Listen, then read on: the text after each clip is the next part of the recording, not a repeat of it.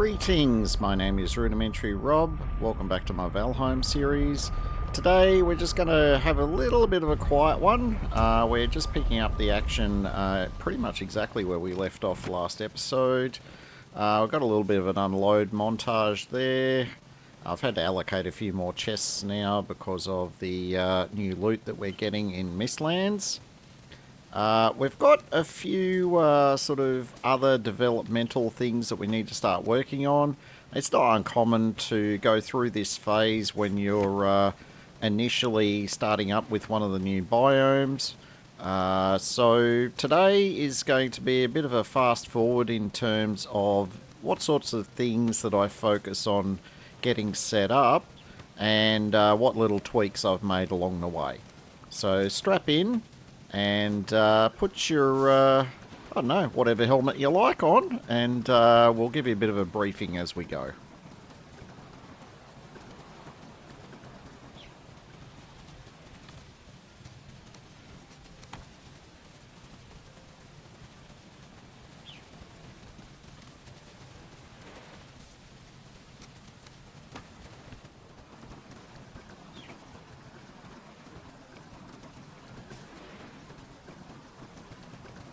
Okay, first bit of crafting we've got today, we're going to be getting ourselves our major healing meads.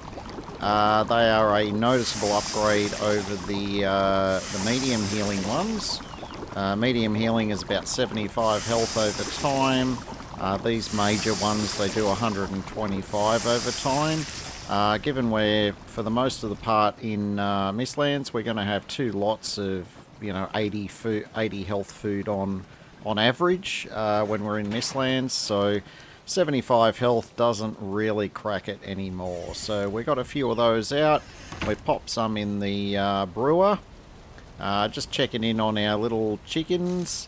We've got some food out there ready. They don't actually start eating until they mature into hens, but I've put some seeds out for them ready to go. They will eat pretty much any seeds that you want to leave for them. They also eat the plains barley as well, I believe, but I'll have to go back and double check exactly what's on their list. I always just feed them seeds generally. Now, we're back here in Mistlands. These hares are very essential for cooking, but they're a bit of a pain in the backside to try and kill. I do manage to kill a few along the way, but not nearly as many as I'd like. But I'm sure you'll hear me complain about that a lot more in the future. Now, I'm sort of in the back of my mind now, I'm working on trying to get myself a location for a farm in the Mistlands. Now, unlike all the other biomes that have farmable crops, in Mistlands, not all of the ground is farmable. Basically, if you can see it's green with grass in it, like this is, you can cultivate it and you can grow crops there. If it, after you dig it up, if it stays black, it can't be cultivated. And depending on your luck, and I've got to say, once again, with this particular seed, I've gotten pretty lucky to find a suitable plot so quickly. So this bit of messing around I'm doing at the moment to try and break up this beacon, which is clearly not working. I thought if I dug out from under it, it might just collapse under its own weight. But some of the black marble structures are a bit weird that way. Needless to say, I'm going to reuse that bit that I've dug up to start the farm. We're also gathering all kinds of other materials. Essentially, it's like any new biome. You just want to pick up as much of everything as you can. There is one sticking point I'm going to have for a little while, which is black marble. But I managed to get a bit of a solution going a little bit later in the episode.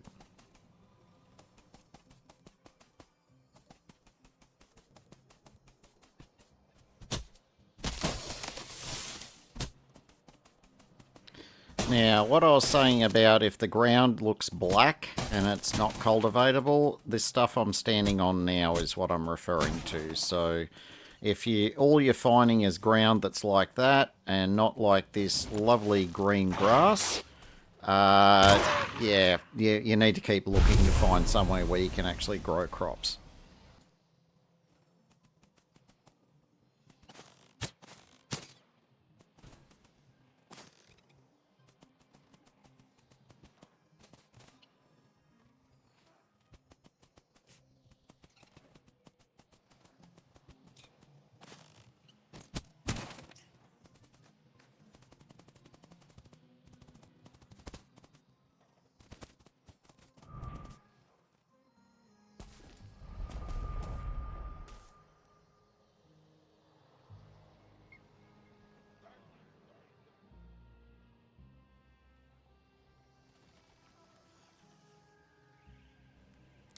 You will very often see me jumping up to somewhere higher up that's got a bit of a view, and you'll see me randomly looking around. I'm keeping my eye out for the floating blimp things, otherwise known as Jarls. They can be very, very quiet sometimes. Most of the time you do hear them coming, but not always. So yeah, don't mind that. So we're back in our chicken coop, so we can see that we now have our chickens have matured into hens. And just coming up with some imaginative names there. And the chickens, oh, there we go. One's just laid an egg. It'll plop out on the ground. Yes, you will want to kick your chickens some of the time to get them out of the way, but there's always little things that'll nag you with chickens, but it's a matter of just coming up with a chicken coop that works for you. And I tend to recommend getting one set up for just eggs, because that way you don't need the fire, and you'll always get eggs. It doesn't matter how long you leave them for. They'll just, once they're laid, they'll just sit on the ground until you pick them up. And then set up a separate one with the fire, so you can have your chickens maturing, and then you can just cull them off later so you can get your chicken meat.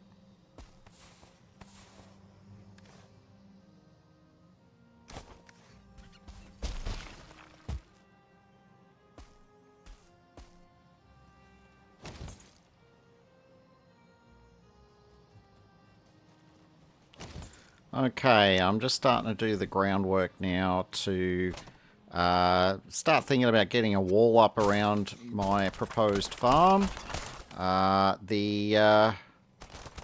You don't need a massive farm for the Mistland crops, but what I would recommend is that you actually get all of the stone that you're going to need in one trip.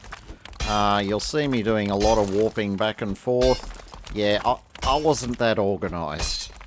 So I would bring out a couple of stacks of stone, I'd use it, and then I'd have to go off and get more stone from somewhere. So excuse the 50,000 jump cuts in here, that's just me having to go back for supplies. The goal here, and we do achieve this pretty much by the end of the episode, is we're going to raise a wall to the maximum height, which is 8 levels, but we're also going to dig down 8 levels.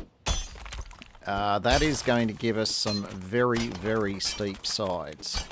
The reason for this is, unlike all the other biomes where the only flying thing you really had to worry about before that was anyways annoying was the mosquitoes. And the mosquitoes, the wall would normally be enough to discourage them.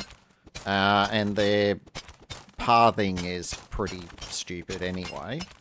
However, in Mistlands with Jarls and Seekers, they're a little bit more determined. And if they can definitely get line of sight on you at any stage, they will try and, let's just say, try and enhance your day.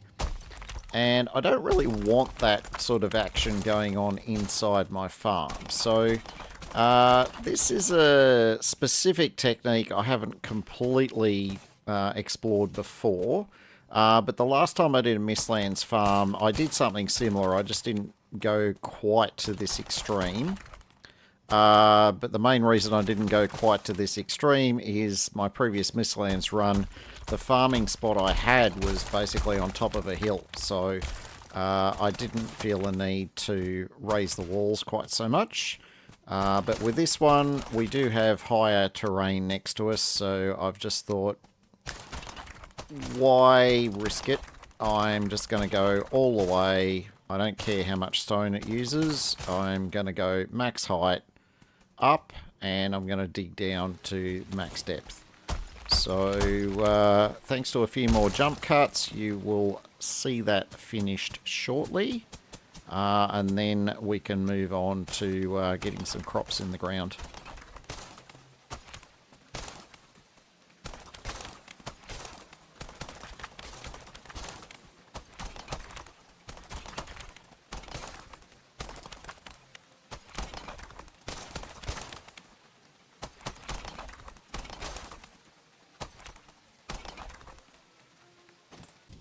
Alright, several eternities later, we now have ourselves a very pretty hole in the ground. I've just putting this campfire here not to stay warm, it's just to remind myself what is directly beneath that floating light. Because if I plant something directly beneath it, there's a good chance it's not going to grow. So I just wanted something there to remind me exactly what the position of it was.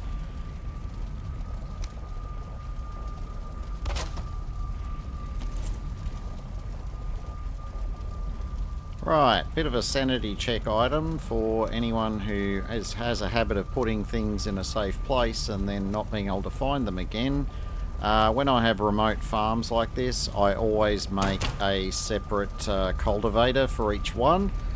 So I never have to remember where I put the, one and only cultivator. They're cheap to make, you're better off making a bunch of them, and then that way you've always got one where you need it. Alright, now we've cultivated the ground. See how the ground where I'm standing, just in front of me there was like black with a green pattern in it, a bit like it was up on the surface. Yeah, some of the area which I've allocated to the farm is actually not quite cultivatable. And unfortunately, I do accidentally waste a couple of crops on it. You can see here where it just starts edging in, and it's not the black cultivated soil. But the game thought it was, because the cultivator covers an area, even areas which are not cultivatable. So I got this weird glitch with a couple of those that said it didn't have room to grow, but they had plenty of room around them. And I even dug into the wall a bit just to make sure there wasn't a bit of buried stone there. But there was literally, well, actually I got rid of that little bit, but there was nothing else there that was going to interfere with them growing. So, yeah, any subsequent crops, I stood them away from that wall a bit more, and I didn't have any kind of issues beyond that. But I'm just illustrating the difference there. That's cultivatable, where the crosshair is, and then that isn't. But as you can see, it does kind of oversplash from one to the other, and I think that's why the game let me plant stuff where it couldn't properly grow. But anyway, life lesson there, best avoided.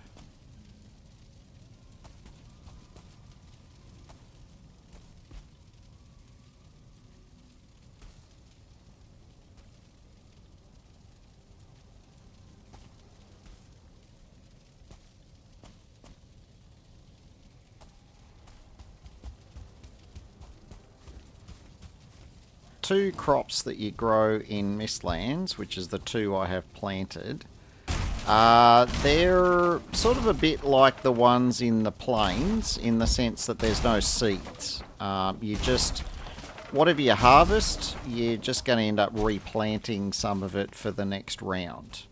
The fundamental difference, though, is you get 3 back, like you would do for when you're planting veggies as seed ones. You'd get 3 seeds back. Well, there's no seed cycle with this. But I do like that you get 3 instead of 2 like you do with the plains crops. So that's part of the reason why you don't need a very big farm. You just plant 50 and you get 150 out of it. You take 50 of those, replant them, you know, rinse, repeat, and you'll get a good supply of the 2 crops quite quickly that way.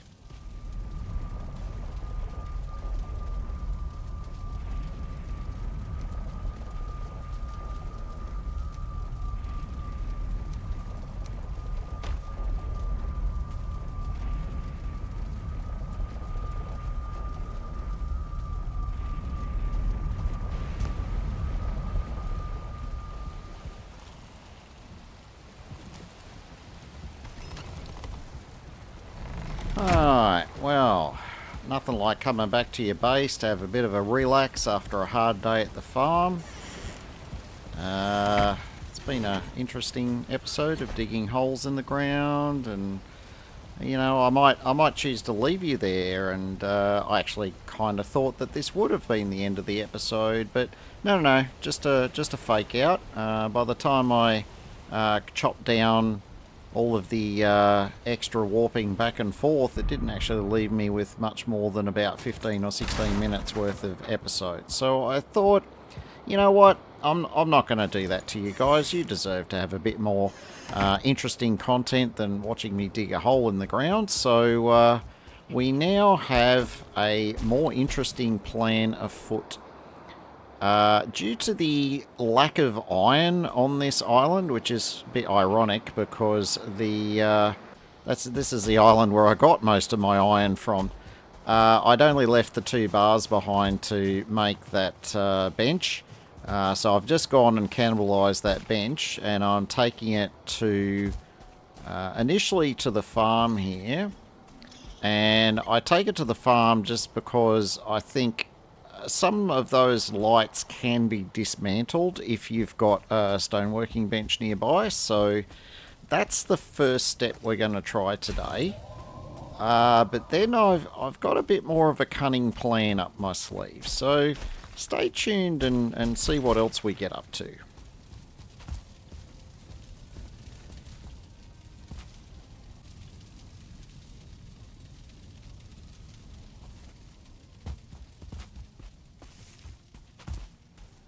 Yeah, dismantling that light didn't pan out, so I ended up chopping that completely.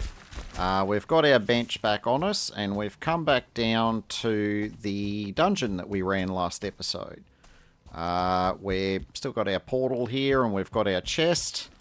And we are going to firstly waste a potion because it's been a little while and I feel like I'm about due for my fumble fingers to hit the wrong button again. But we're going to put down this stoneworking bench because, as you can see, when we mouse over the various blocks, they are actually showing up as something I can interact with, which means we can bust them if we've got a stoneworking bench down. So that's exactly what we're going to do. So I do a bit of a test here and I bust a couple of blocks, and I've slowed it down here for a moment just so you can see all of the recipes that we end up unlocking just by picking up a piece of black marble. And it's a lot. Most of it's building stuff, but there is a few upgrades. There's a bench improvement, there is another bench, and yeah, heaps. So, with all of those unlocked, we are going to need a fair bit of black marble.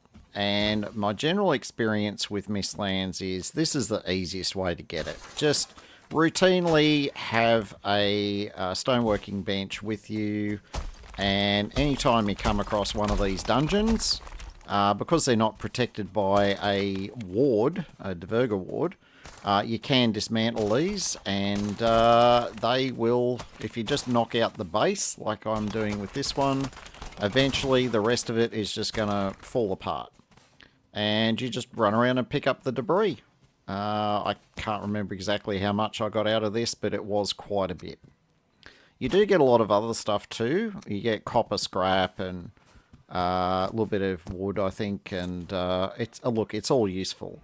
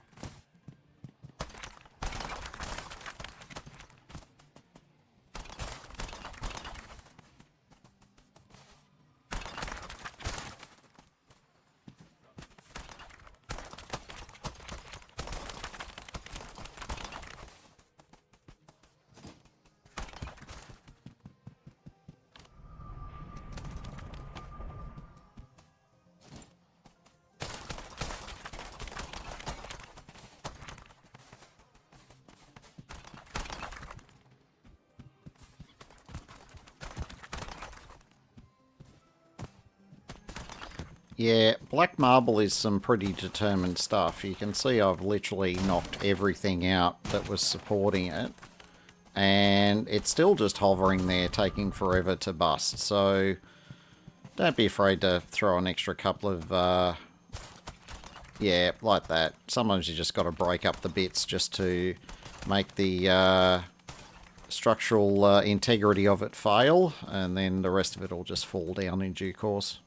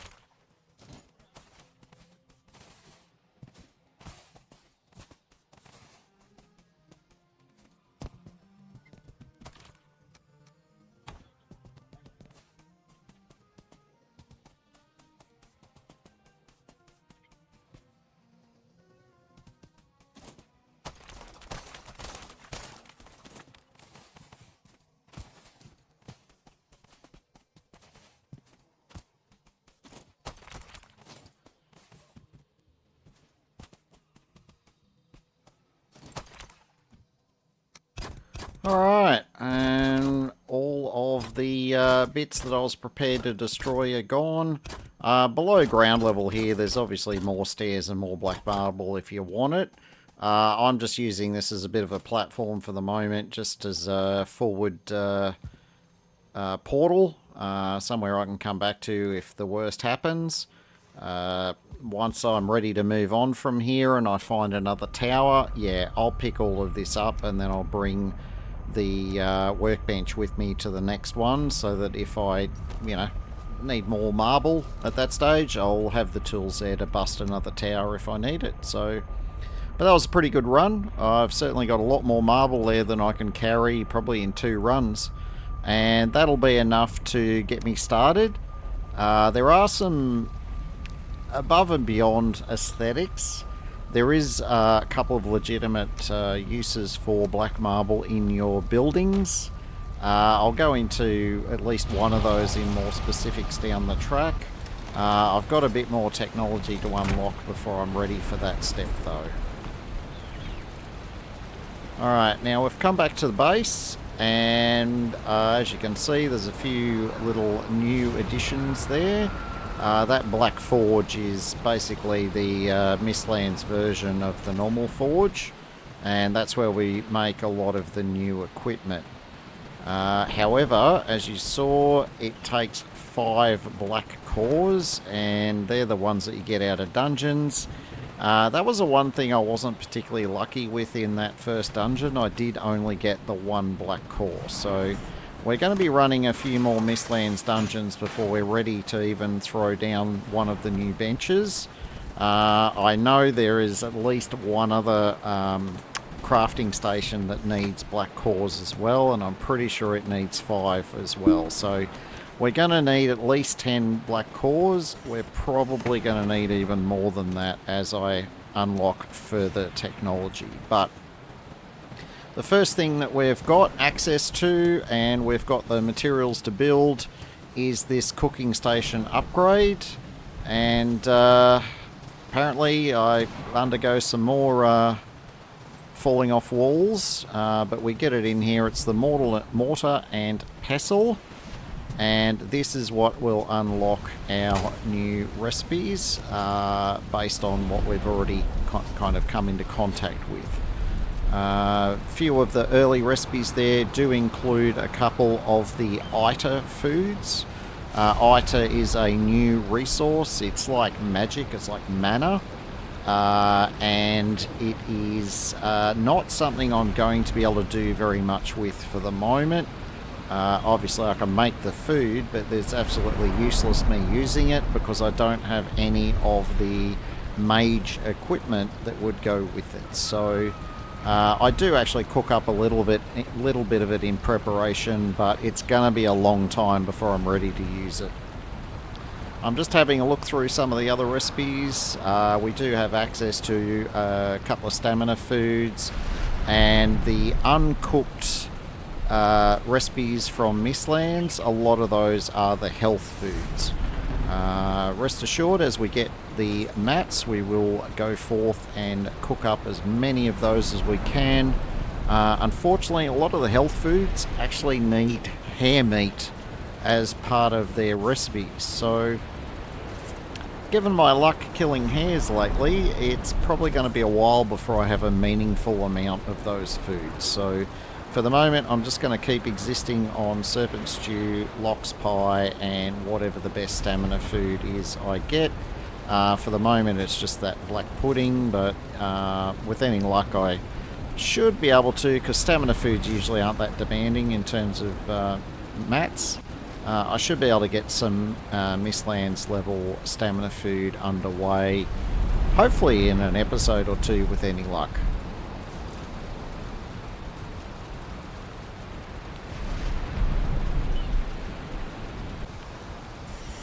Just dropping in here to check on the chickens.